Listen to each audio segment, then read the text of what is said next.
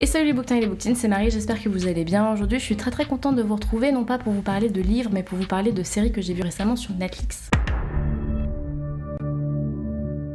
Cette vidéo n'est pas sponsorisée, vous vous en doutez, mais je vous le dis quand même. D'ailleurs, j'en profite pour vous dire que si jamais vous aimez le contenu, n'hésitez pas à liker, vous abonner, mettre un commentaire, et vous pouvez me suivre tout au long de la semaine sur mes autres réseaux sociaux. Fallait bien que je trouve une façon d'organiser les vidéos, donc je vais vous les présenter par ordre croissant de mes préférences, tout en sachant que pour mettre l'ordre, des fois ça se jouait à pas grand chose pour mettre dans un ordre différent.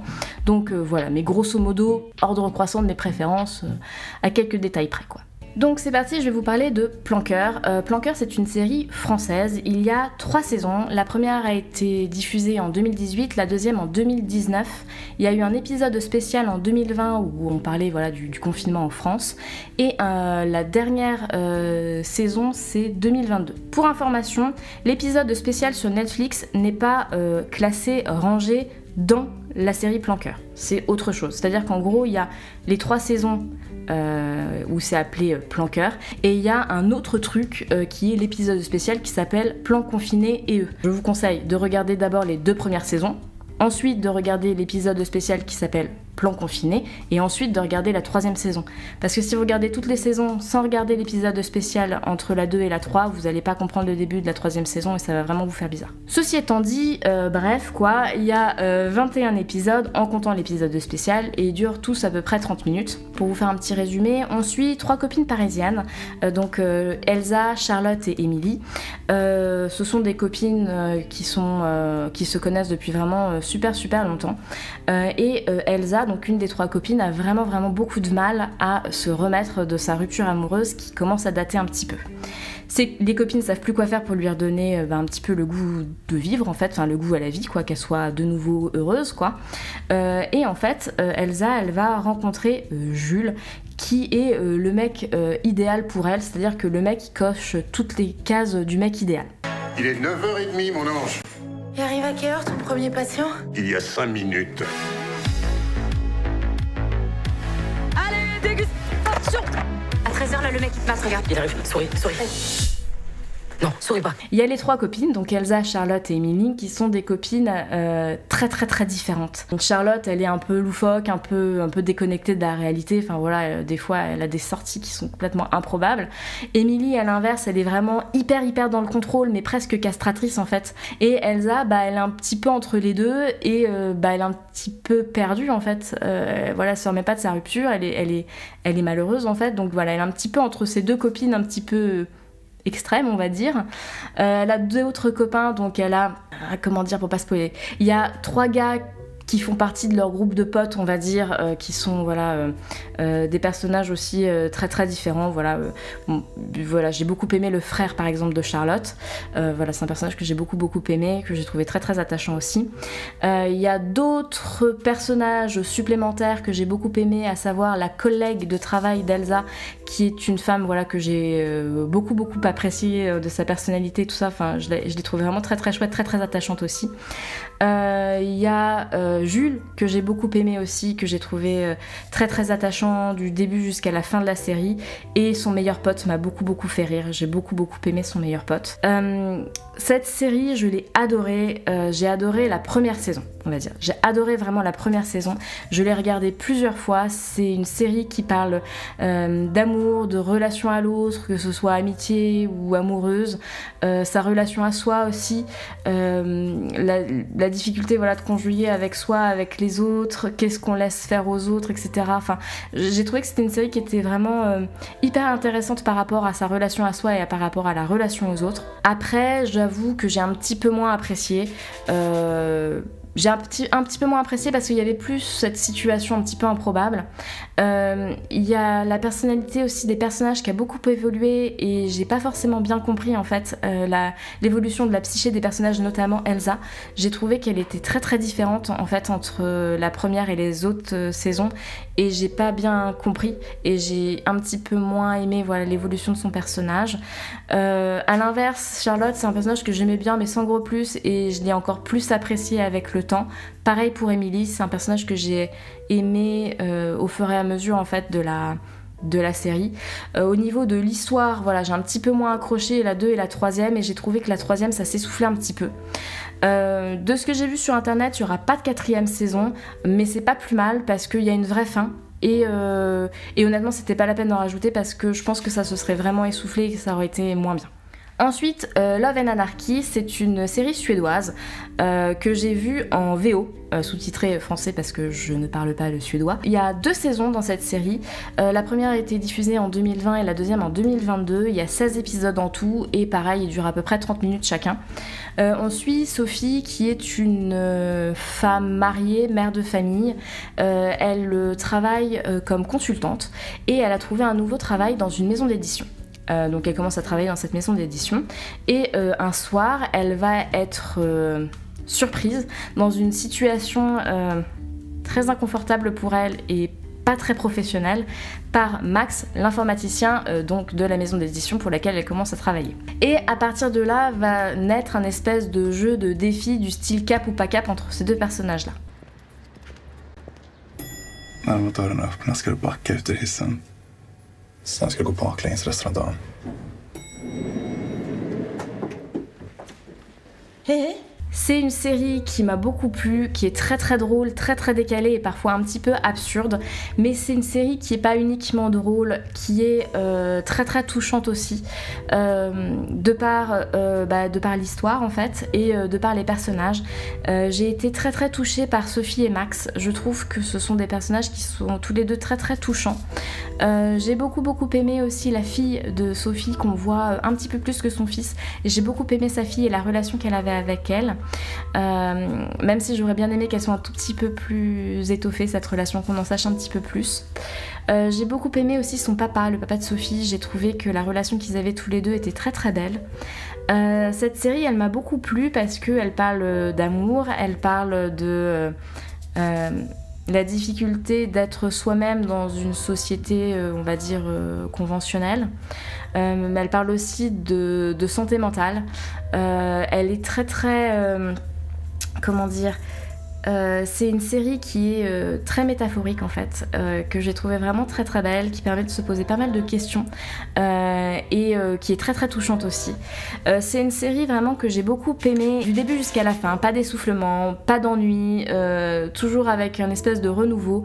J'ai compris la psychologie des personnages du début à la fin, j'ai pu faire preuve d'empathie envers les personnages et tout ça, donc c'était vraiment une série qui était hyper chouette à regarder. Il n'y aura pas de suite, donc ça s'arrête de ce que j'ai vu sur internet, il n'y aura pas de suite, ça s'arrête vraiment aux 2 saisons, mais c'est parfait parce que moi la fin elle me convient, je la trouve vraiment très très bien et je vous conseille de regarder cette série parce que je la trouve vraiment très très très très touchante, très très belle et voilà. Ensuite, j'ai regardé Uncoupled, donc c'est une série américaine. Il y a une saison pour le moment qui est sortie donc en juillet dernier, donc très très très récemment. Il y a 8 épisodes en tout qui durent à peu près 30 minutes chacun. On suit Michael qui est interprété par l'acteur qui joue Barney.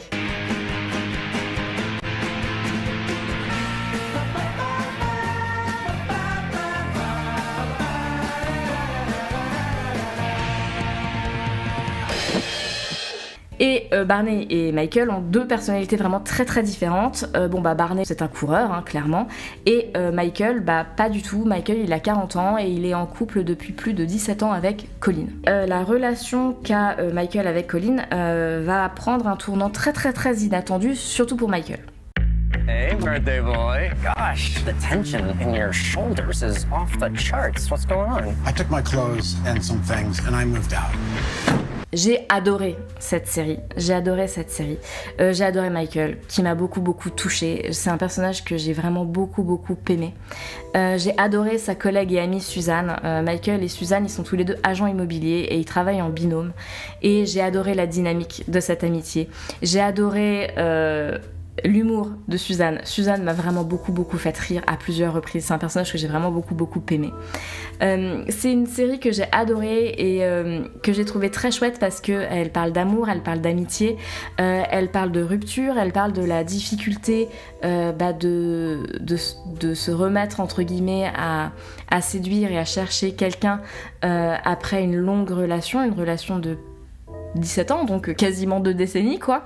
Donc voilà, comment est-ce que tu fais, voilà, ça fait longtemps que t'as pas dragué, enfin comment est-ce que ça se passe, les codes ont changé entre quand il commençait à draguer et maintenant. Donc c'est une série que j'ai trouvée très très chouette pour ça en fait. De voir ce pauvre Michael en fait qui a le cœur brisé et tout, et enfin moi j'ai adoré Michael, il m'a vraiment beaucoup touchée. J'ai détesté Colin, vraiment Colin il m'a saoulée. Peut-être que je suis un petit peu trop dure avec Colin, mais il m'a saoulée, vraiment il m'a saoulée. Je veux pas vous spoiler donc mais voilà, peut-être que si vous regardez la série vous penserez comme moi ou pas, dites-moi, mais voilà. Pour l'instant il y a une saison, j'espère qu'il y aura une deuxième saison. Normalement il n'y a pas de raison qu'il n'y ait pas une deuxième saison, parce qu'apparemment c'est une série qui a beaucoup plu aussi, mais en même temps elle est sortie en juillet, donc il faut quand même leur laisser le temps de faire la deuxième. C'est une série que j'ai adorée, qui se termine avec une scène hyper frustrante parce que tu veux savoir la suite, donc j'ai besoin urgemment de voir cette suite, mais c'est une série que j'ai vraiment beaucoup aimée, que j'ai trouvé vraiment très touchante, et j'ai hâte de voir la suite. Et ensuite, le guide astrologique des cœurs brisés que j'ai mis en première position, mais vous l'avez compris, ça a été un petit peu dur pour moi de classer ces séries que j'ai toutes adorées. Donc le guide astrologique des cœurs brisés, c'est une série italienne que j'ai vue en italien et que j'ai vue sous-titrée français parce que je ne parle pas l'italien. Il y a 2 saisons, la première a été diffusée en 2021 et la deuxième en 2022, il y a 12 épisodes et ils durent tous entre 30 et 35 minutes. On suit Alice, ou Alice, qui travaille pour une chaîne de télévision, elle est assistante de production.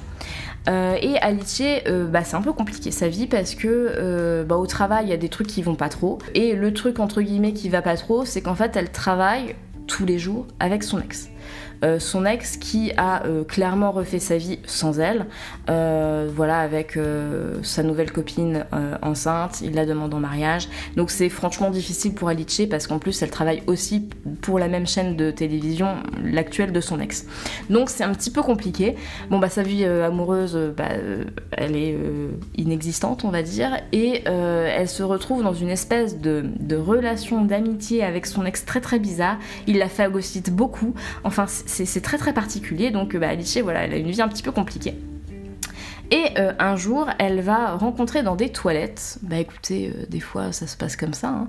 Elle va rencontrer Tio, un astrologue amateur, et va naître une relation d'amitié hyper chouette entre les deux.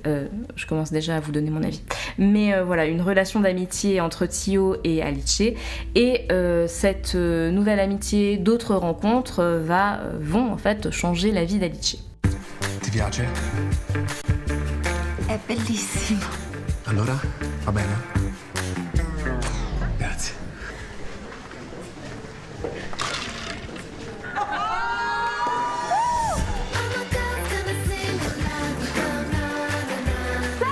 J'ai adoré cette série, je l'ai regardée pour la première fois il y a un petit moment maintenant, je vous en avais parlé dans mon vlog, donc c'était il y a vraiment un moment, mais entre le moment où je l'ai regardée la première fois et aujourd'hui je l'ai regardée plusieurs fois.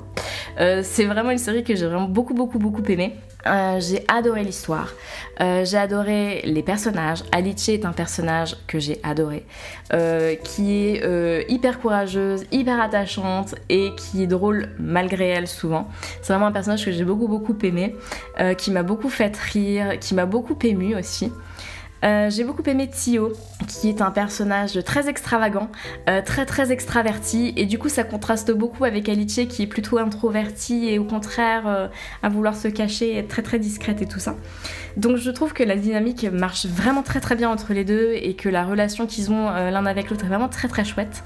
J'ai beaucoup aimé aussi la meilleure amie de Alice, dont j'ai oublié le prénom, je suis navrée, qui est très sympa. Après vraiment, la relation qu'elles ont toutes les deux est chouette, mais j'ai vraiment beaucoup aimé la relation qu'elle a avec Tio. C'est une série qui est très chouette, elle parle d'amour, donc c'est une comédie romantique. En fait, comme tout ce que je vous ai présenté aujourd'hui, ce ne sont que des comédies romantiques. Mais voilà, c'est une comédie romantique très chouette qui a la particularité de parler de sororité. Et c'est pas quelque chose qu'on voit énormément, voilà, à la télévision ou quoi. Et j'ai trouvé que c'était très sympa d'avoir en fait ce côté-là aussi. C'est une série voilà, qui est très très touchante. J'ai beaucoup aimé l'évolution des personnages. Et l'histoire, j'ai adoré l'histoire. Donc comme je vous l'ai dit, il y a 2 saisons, il n'y aura pas de suite. Mais honnêtement, c'est pas utile parce que la fin est géniale, j'adore la fin, il n'y a pas besoin d'en rajouter. Et vraiment, c'est une série que je vous recommande et qui fait du bien. Donc voilà pour cette vidéo, 4 séries Netflix que j'ai adorées, que j'ai regardées plusieurs fois pour la plupart, que je vous recommande. Si vous les avez vues, n'hésitez pas à me donner votre avis. Si je vous ai donné envie de les regarder, n'hésitez pas, ça fait toujours plaisir. Dans la foulée, hein, comme vous mettez des commentaires, tout ça, n'hésitez pas à liker et à vous abonner si vous aimez le contenu de mes vidéos. Et vous pouvez me suivre tout au long de la semaine sur mes autres réseaux sociaux, même si je sais que je suis pas une acharnée hein, d'Instagram et de TikTok, surtout TikTok. Très honnêtement, j'y suis jamais. Je ne sais pas quand est-ce qu'il y aura une prochaine vidéo. Pour ceux qui savent, en fait, je suis expatriée en Allemagne depuis un petit moment maintenant, et en fait, on rentre en France. Je suis très contente de revenir en France. Et donc, on s'installe en région parisienne et on déménage genre là, quoi. Donc, c'est la dernière vidéo que je filme ici à Darmstadt. Je ne sais pas quand est-ce que je refilmerai. Je ne sais pas si ce sera le même décor. Je reviendrai parce que j'aime beaucoup vous parler de livres, de séries, de trucs et de machins. J'aime beaucoup voilà, échanger avec vous et vous parler de mes avis sur les séries, les livres et tout. Donc je reviendrai, c'est une certitude, mais je ne sais pas quand. Voilà, parce que là écoutez, on est le 18 août, faut que je fasse des cartons. Et du coup voilà, je ne sais pas quand est-ce que ça aura lieu. Je vais essayer d'être un petit peu plus présente sur Instagram.